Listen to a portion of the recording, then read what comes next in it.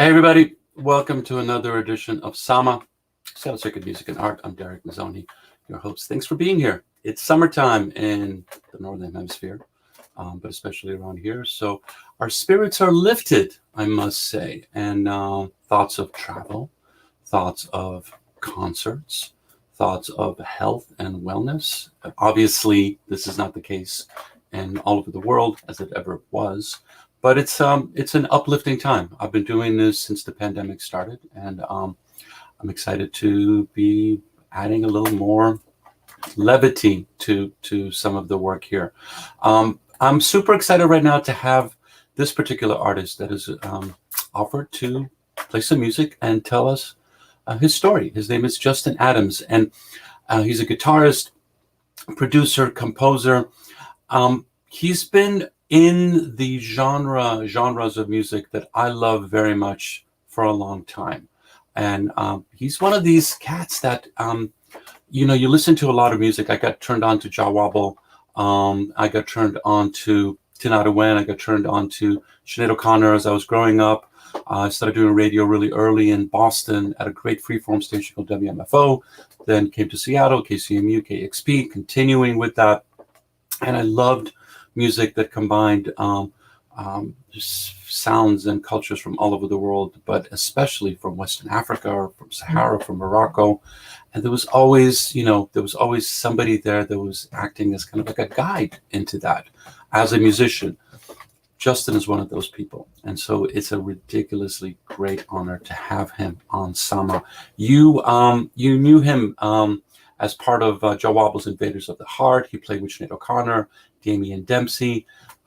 He was at the Festival in the Desert. He's working now with Robert Plant. He produced Tinariwen's debut record. And just most recently, he was the producer of Canzoniera Grecana Costanzino's most recent record, Medida, that we just debuted last week. And so it is so cool to have Justin here. And I want to start with something that he did with Mauro from CGS at Womex, and then we'll have a chat with him on Sama, South Circuit Music and Art.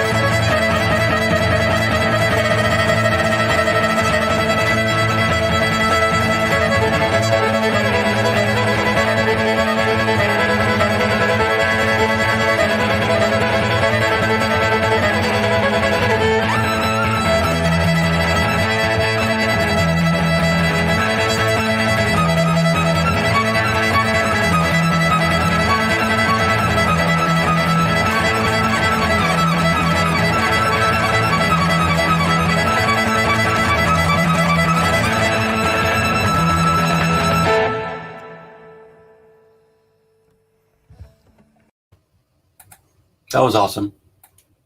Justin, hi. Hiya, how you doing? I'm good. Welcome to Sama.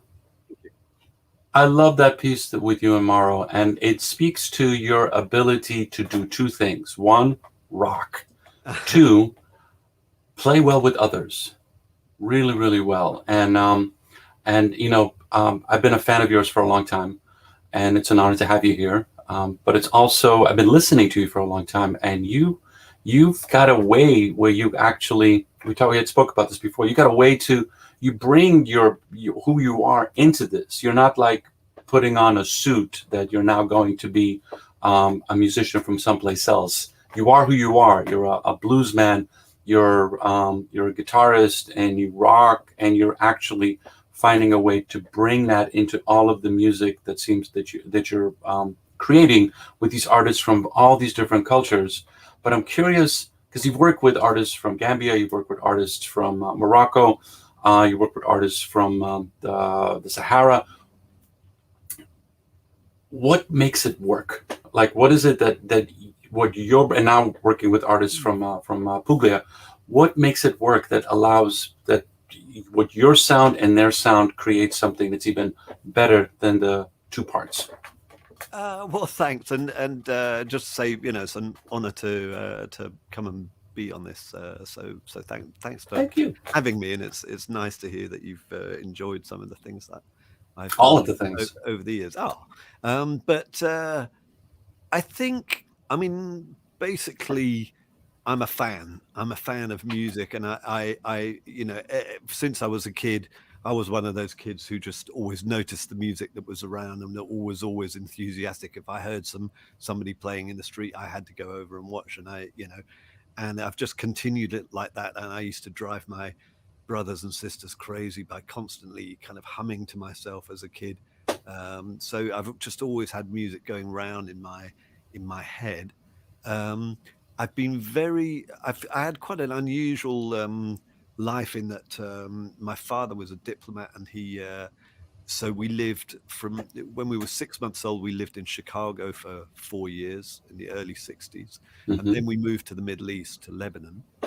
My dad spoke Arabic fluently, and so we had, although we were a very sort of British family, we did have, input from early 60s America, and my parents loved Joan Baez and all that, and then off to the Middle East, and my dad had records by Fairuz and Kulthum, and so that music came into our house, and then the Beatles came along, and then I was just the right age for punk, and what was great about being a 16-year-old English boy in 1977 was that it was so difficult to figure out how Eric Clapton or Pink Floyd made those sounds on the guitar when you had a little sort of cheap guitar and you were trying to figure out, how the hell do you make it sound like that?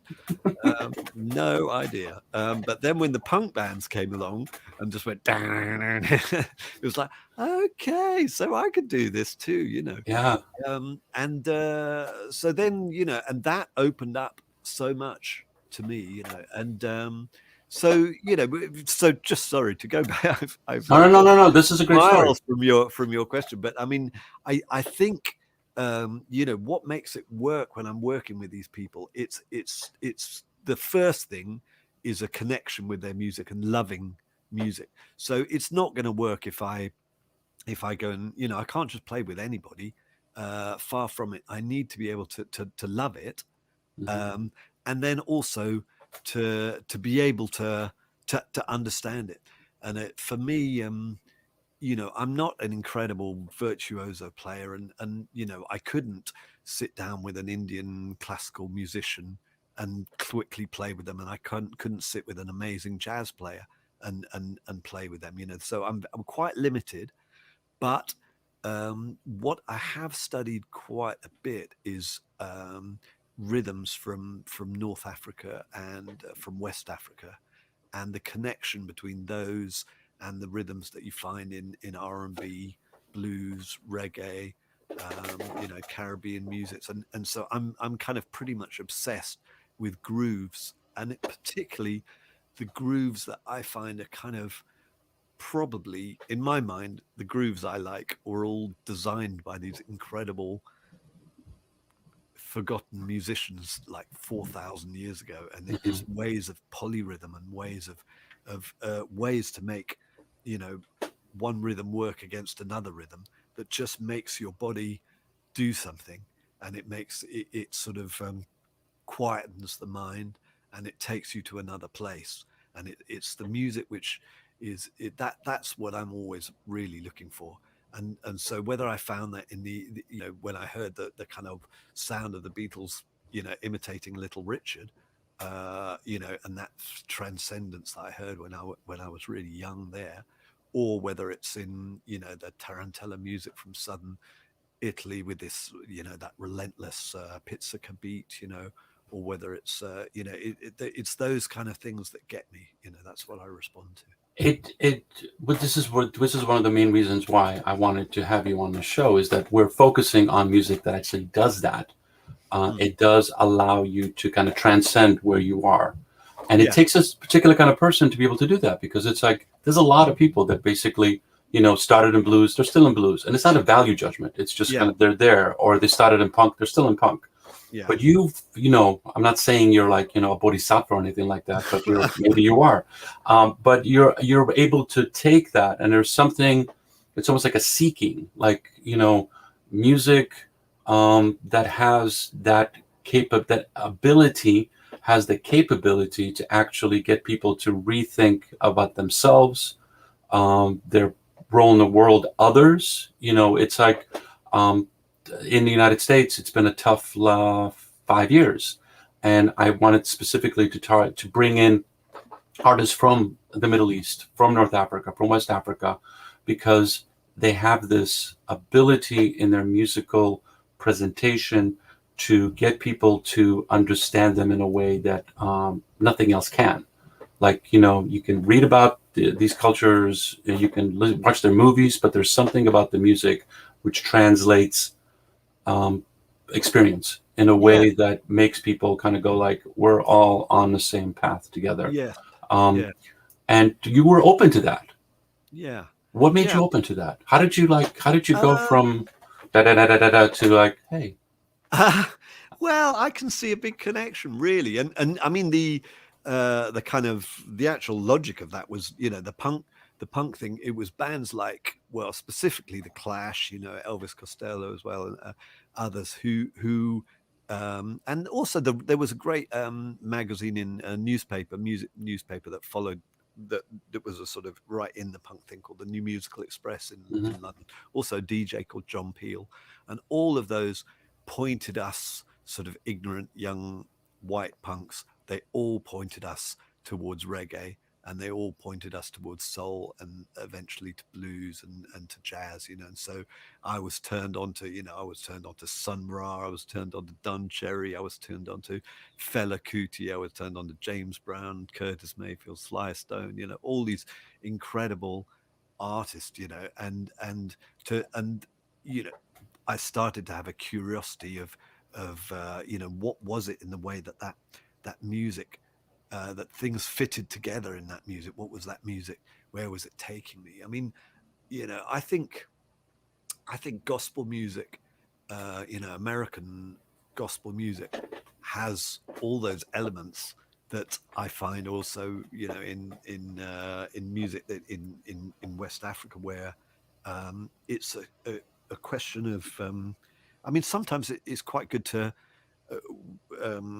think about, okay, what's a different kind of music? And if you think about the way that Western classical music works, and don't get me wrong, I love some parts of Western classical music, but the way it works is you've got a composer who's like a kind of almost a genius, you know, this kind of amazing man on the top of everything. It tends to be, you know, tends to be. And then you've got the conductor, you know, I'm talking about the tradition, you know, Beethoven, or, and then you've got the conductor, and then the conductor has a series of experts who work for him, the flautist, you know, the first violinist, and they're all trained, you know, hugely highly trained and specialized, and the conductor gets them to fulfill the needs of the wishes of the composer.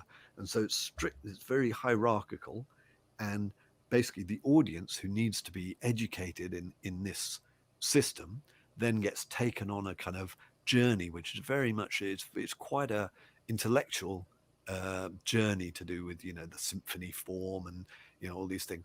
Now, when you see, you know, when I saw, you know, that incredible, what's the Amazing Grace film, Aretha Franklin in the cinema, or, you know, or, you know, I could count a million things, you know, when I've seen Greek musicians play by the harbour side for a festival, and there's 50 people from the village dancing in a circle to it. It's a different kind of a thing. So what you have there is a community playing music that's within their culture. You'll have a few virtuoso musicians who are incredible. They can play, you know, they're special people, and they riff on the themes. Everybody knows the themes, but the virtuosos will all play, you know, the incredible choral player will, you know, do things that you wouldn't believe are possible, you know, or the amazing Greek clarinetist, you know, will play some incredible stuff. But everybody's joining in. The whole community's joining in. The grannies are joining in. The kids are joining in. They can all do the response, the call and response, the clap, and the rhythm stays steady. The rhythm just rocks everybody, and it's just a simple rhythm that everybody can feel in their bones, and people within the culture know the rhythm intimately, you know, and they can dance to the rhythm. Dance is part of it, and together everybody goes on this kind of transcendent little voyage, you know, and that's what I love, you know, and I think that's what you're talking about. It's exactly what I'm freaking talking about. That's perfect. Yeah. I want that for the planet. Like so literally, the planet has it. You know, it's around. It's around a lot, and sometimes, you know, I mean, a lot of people of my generation, musicians, friends of mine, including myself, sometimes we're all getting a bit grumpy about the whole situation, you know, and digitization of music is one of them, and the fact that the record industry, which is what I kind of, you know, I was very lucky to grow up at a time where there was a record industry, and I got funded by record companies to make crazy records that never made any money for anybody, but it was great for me. And you know, that's all going now, and the whole music industry is completely shaken up and different. But one of the things I think of a potential, I think maybe there's a potential for this idea of music within community to be a kind of healing force. I think maybe that will arrive again, you know, maybe the idea of the star and the personality, which is so huge, you know, now. Well, maybe that's probably not going anywhere, but, you know, maybe that, maybe that goes down a little bit, and maybe just the idea of people together experiencing the power of music and sharing the power of music, you know. So that's what I hope anyway. You know? I think you're absolutely right. Nothing like a global pandemic to get you to rethink a bit. And nothing like the music industry once again killing itself, which is fine. It seems to go through a phoenix phase. But you're right. It is like, you know, my daughters aren't that interested in stars. There's no like, you know, oh my God. It's like, it's okay. It's a musician. Yeah. And I think you're right. You're the first one. God, I knew I was going to get it. This is awesome. Thank you. I knew you were going to say it. It's like, it's that connection between the performer and the audience, not in a way, you're right, it's not the Western classical model. It's like, oh, Beethoven, and then like I worked in the classical field. It's like there is this almost nobility kind of pecking order. It's like, oh, it must bow. Whereas in like, if it's in, you know, a community, it's like you're playing the drums, you're playing the choir, you're playing the flute. I appreciate what you're doing. You know, we're gonna throw some money at you. That's great. But we're not gonna like, you know, deify you. You're fulfilling a role, and a powerful role, but it's a role. Yes, I think that's right. Can we hear some music, please, sir? Sure. Yeah. So I've got my nice guitar here, and I'll play a song.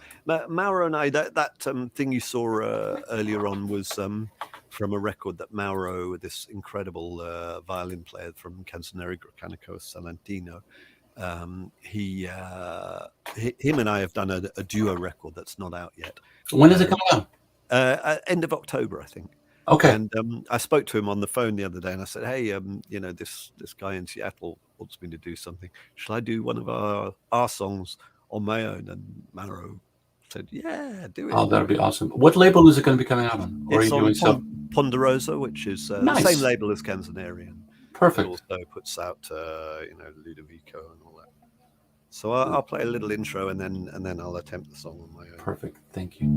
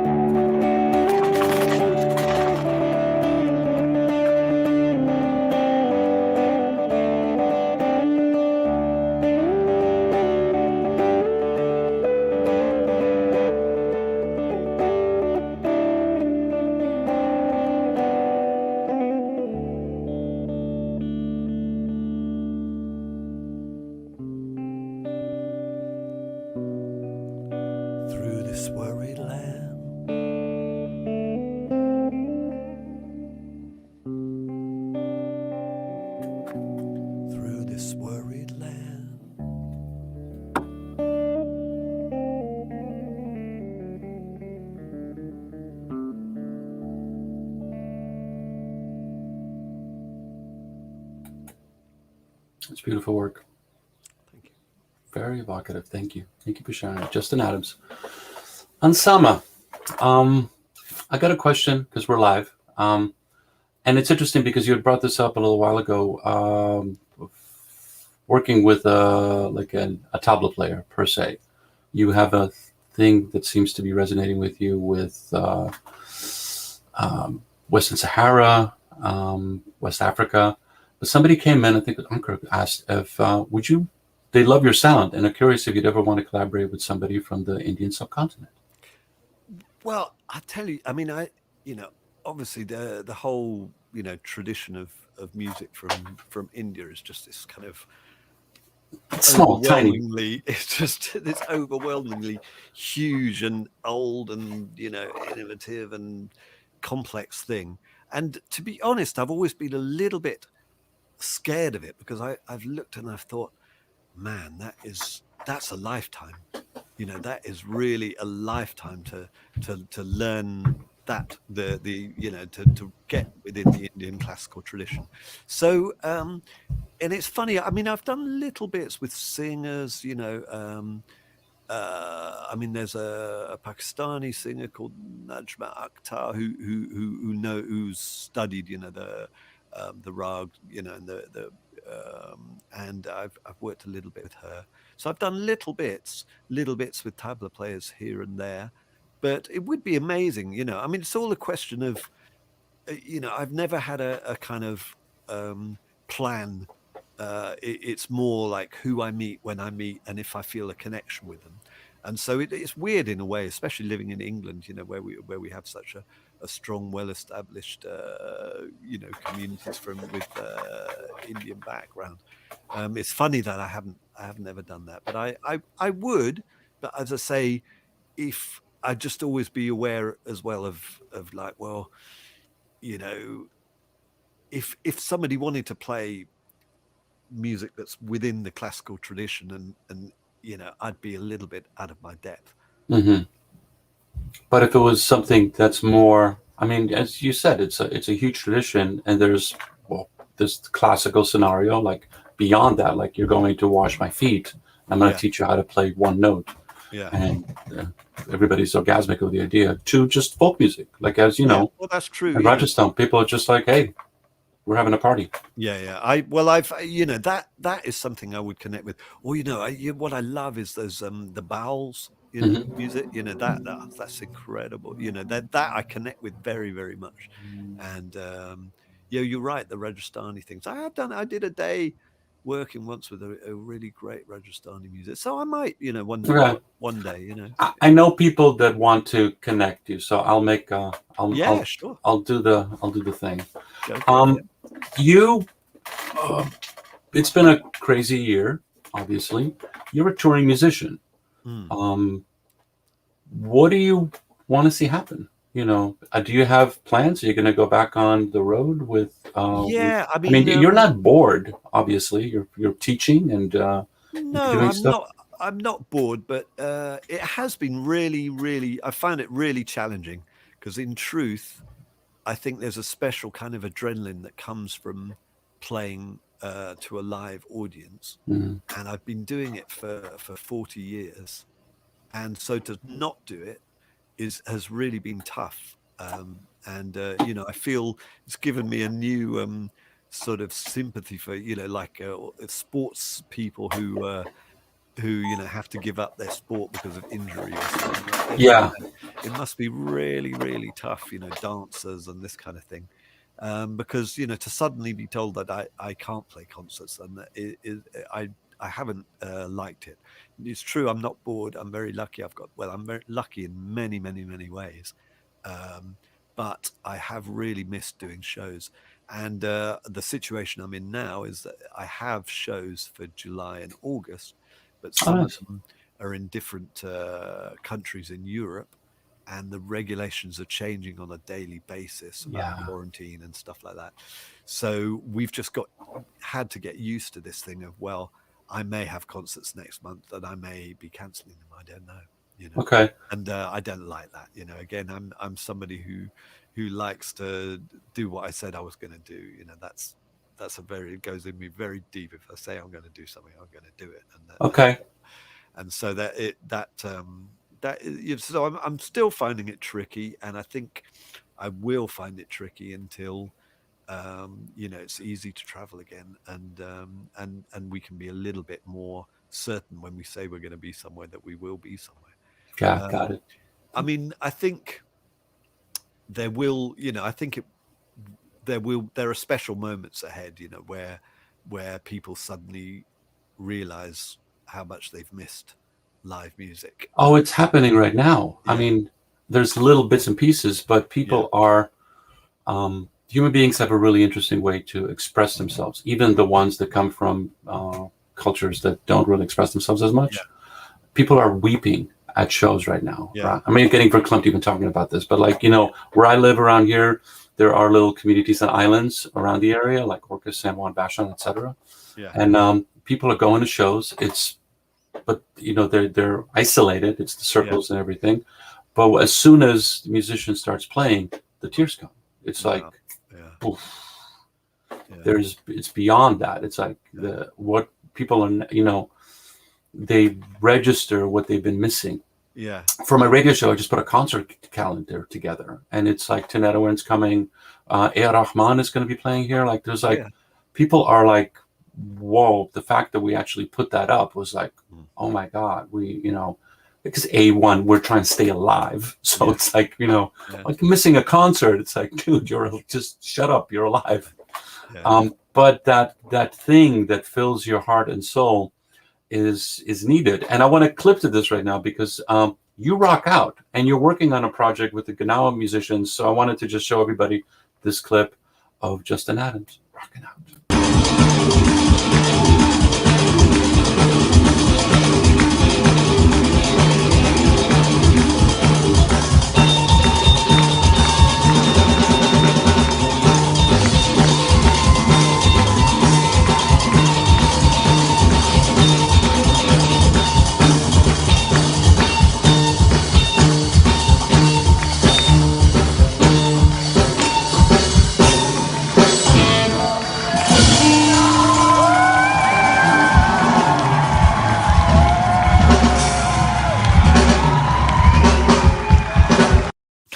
All right. That's what we want. We want to get back there. Yeah, man, so do I. And we want to make that work. So tell us about this new project that you've got coming up. Yeah, so that was, for this year, the project with Mauro was what I was planning to do. But then suddenly, traveling anywhere has got really complicated. And then just by chance, I heard that there was a Moroccan musician who just moved to Bristol, which is close to where I live. So as soon as we were allowed to meet up, I gave him a call and said, look, come on over, let's have a chat, And he comes from this Gnawa tradition, which I don't know if your listeners... They do. We had seminal angus, and I'm looking. Okay. I've actually... So that was one of the gateway drugs for me, like, let's bring this here because this is a pipeline to something. Sure, yeah. Well, me too, really, for Gnawa music. So this is a music that is a kind of Sufi trance healing music from Morocco, originally played by the descendants of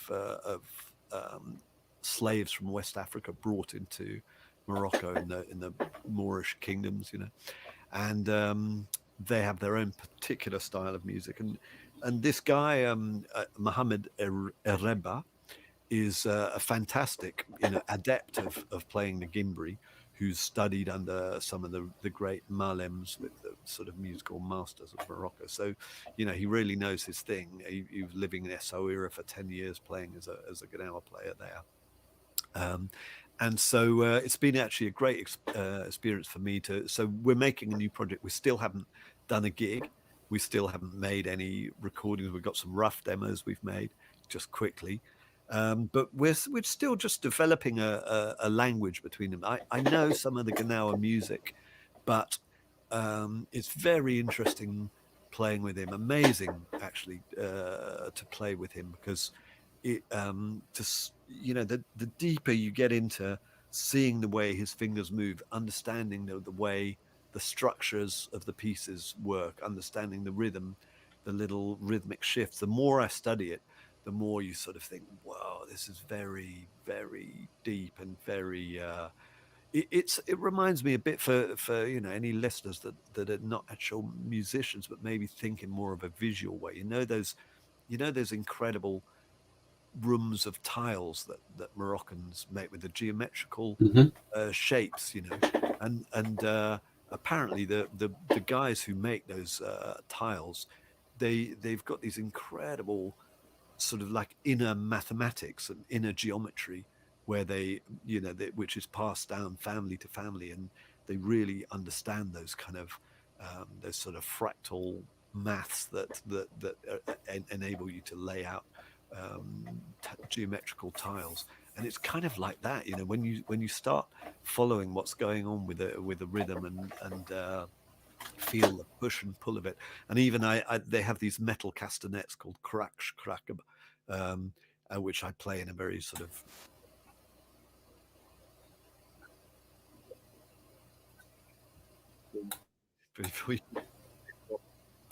so I'm probably on sort of 600 and so I play, but even to feel him sort of pushing me playing it with his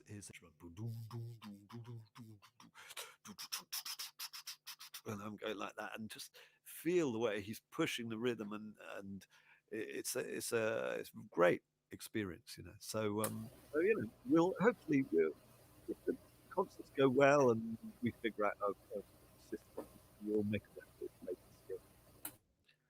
That's beautiful. Running to one quick technical issue. Let me just do something really quickly. Oh, sure. Okay, there we go. There we go. Better? Can you hear me? I can hear you. Okay, got it. It's magical that we're doing this right now. It is I'm in the magical. UK. I'm in Seattle. I'm not. I know, it's crazy. It is completely crazy, and the fact that we're able to do this with all these musicians, and we're talking about these almost not I would say mystical, but just like really interesting, powerful ways to create music. And I had this conversation with my friend Skerrick, who the master musicians of the Jujuka were in Seattle a couple of times. We had WOMAD here, and so they came through, and I remember having a dinner, and they played. And these jazz heads were in there, and they were like trying to figure out, like, so what is this rhythm? What is this rhythm? What is this rhythm?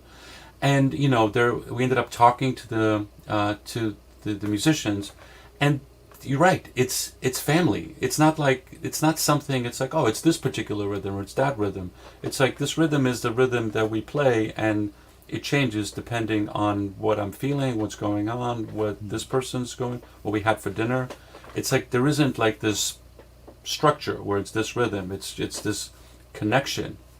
Yeah, I mean, structure is loose. It as far as I can see, it's kind of a little bit different from jazz. It's in that basically there's lots of kind of cells that people know. If I do this, then you do that, and then I can talk to you within what we're doing, so we can be doing a piece of music, and within that piece of music there's lots of phrases I can use, and I might even be able to invent phrases, but they're within the language of that particular piece of music, and then you will know exactly how to respond without treading on me. You'll hear my what I've said, and you'll be able to effortlessly just give a little answer because you know the language of that piece of music, so the pulse, I often talk about pulse, that it's based on a pulse, and that particular pulse is very set. It's very set, but it's very, very flexible, and you can even play everything that isn't it, but you're still playing it. You know what I mean? You could be, so long as you're feeling the pulse, you can play outside of it, but you still got to, if everyone's feeling the same pulse, including the audience and everything else. Yeah. Perfect. That's a great totally metaphor. including the audience. Yeah, it's like it has to be, and that goes back to my initial question, is like, what have we been doing here? And every musician that I've talked to, and producer and artist and even fans is just like, we're disconnected because it's not complete until the audience is reaction. Not in that way where it's like, wow, I love you, you're amazing, and you know the artist is up there, I'm a god. No. But as in like, wait, we're creating, we're having a thing. Yeah. That is. And speaking of that, I told you I talk a lot. Can we hear another song, please, Justin? Oh yes. Okay. So Thank you. well, talking of Gnawa, I'm just gonna get this. Mm-hmm. I'll take your time. I get this. Here we go. And so when I first went to Morocco, a friend of mine called Dawson Miller, he said, "Listen, man, you've got to go to Morocco. If you like this kind of music, you've got to go to Morocco. And when you do, check out the Gnawa music." And so I started to make my researches, and I got this one cassette while I was there of an incredible musician called Mahmoud Ghania. And this is a song that was on the Mahmoud Ghania cassette. I actually never knew the lyrics until more recently when I asked Hamid El Khazri, and he told me. And it's actually this song, Zira.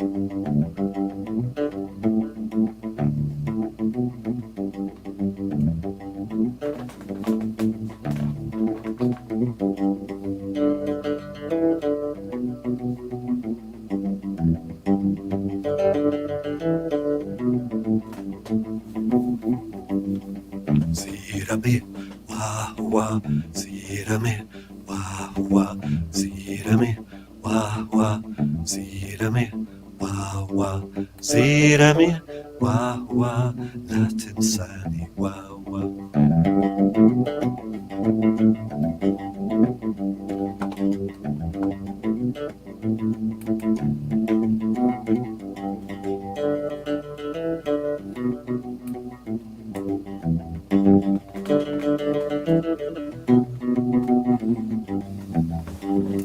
سهروية وهو هي لبية وهو سهروية وهو هي لبية وهو سهروية وهو مرحانية وهو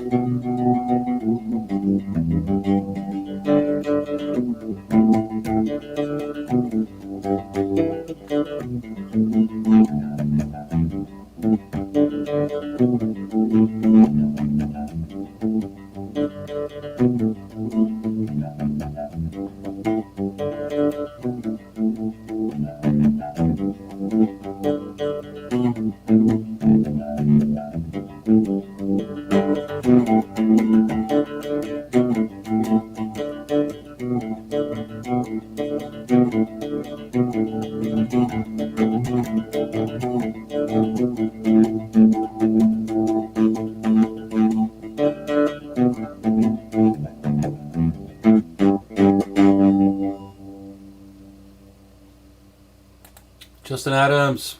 That was beautiful. What were the lyrics? Yeah, it's well, I actually don't know exactly what they all mean, but I believe it's unusual from the other. A lot of the Gnawa songs are kind of invoking saints, but I believe, and I might have got this wrong, but I think it's a slightly kind of humorous story about the rich man and the poor man, kind of slightly ironic story of the rich man gets what he wants and the poor man gets nothing. So one of those kind of one of those stories. One of those stories, yeah. Justin, thank you so much. I know you got to rush, and I appreciate your time. I look forward to seeing you, catching you in a concert. Either we'll meet in Europe or here. Yeah. I mean, Sama was always intended to be and will be a concert series here, so we can get artists such as yourself and others to Seattle, which is far away from many other places, and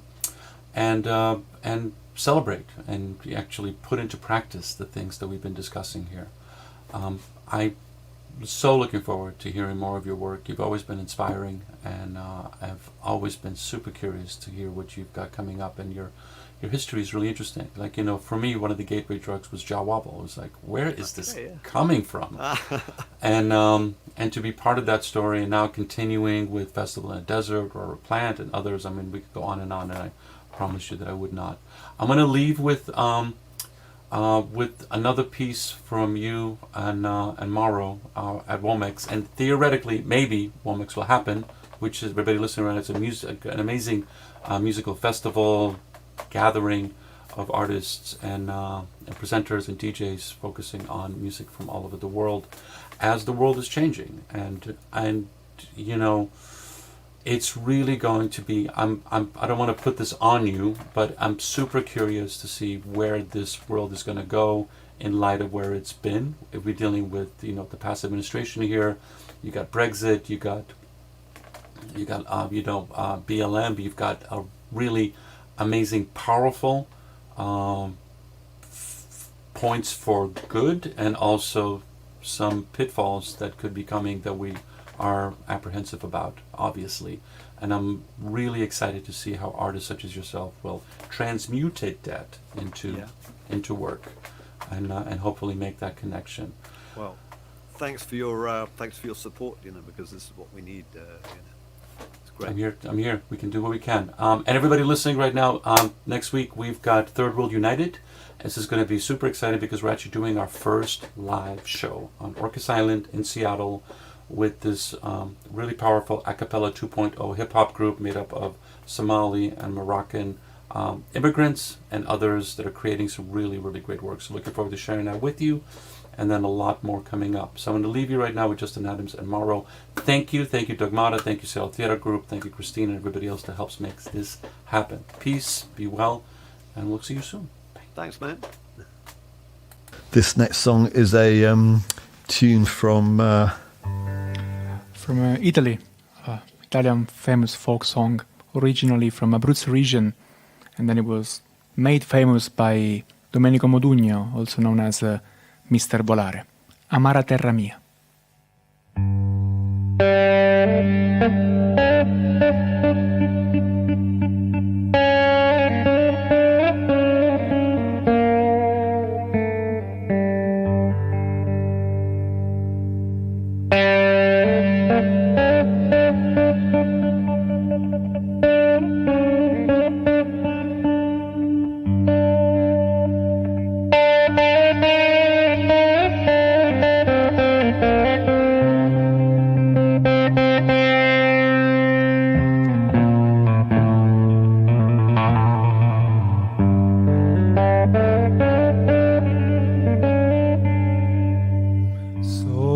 alla valle, sole alla collina,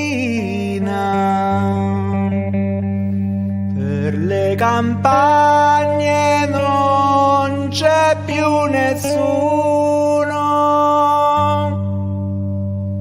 Addio, addio amore, io vado via.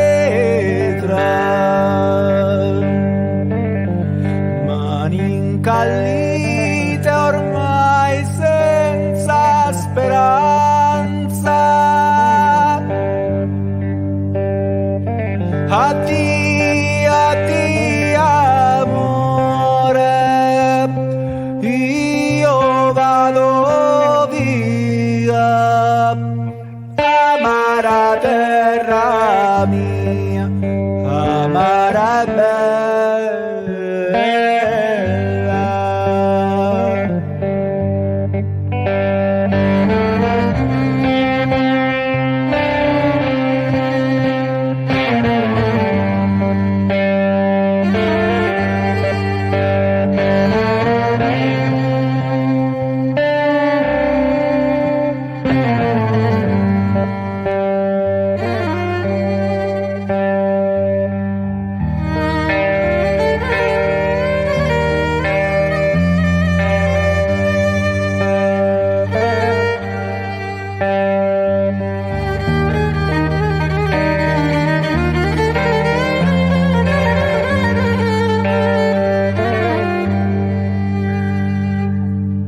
Tra gli uliveti è nata già la luna, un bimbo piange allatta un seno magro. Addio, addio amore,